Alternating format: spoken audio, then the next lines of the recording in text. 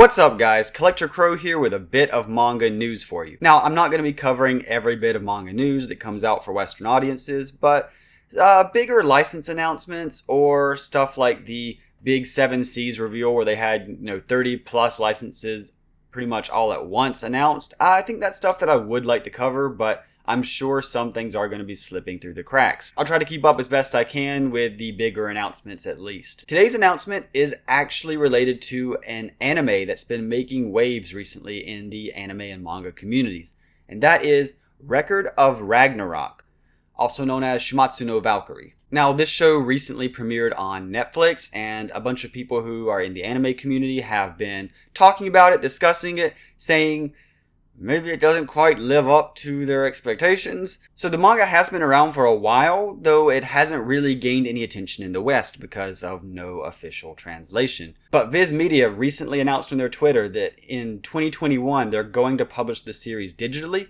and print it in print in 2022.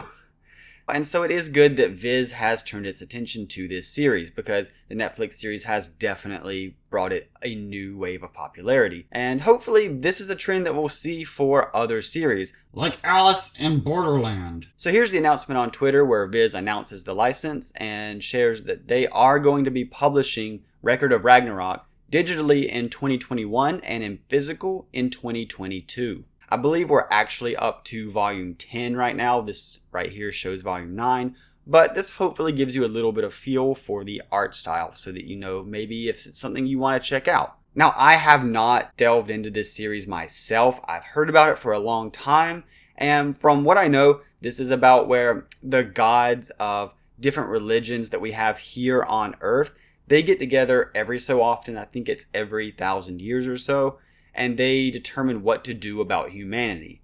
Usually it's a reset of some sort where the humans, because of their sins, they just need to be completely cleansed off and try starting over. It's a very cynical way of looking at everything, but they got a point. Apparently this time, Brunhild, one of the Valkyries, says, hey, why don't we make this a little more interesting instead of just wiping the slate?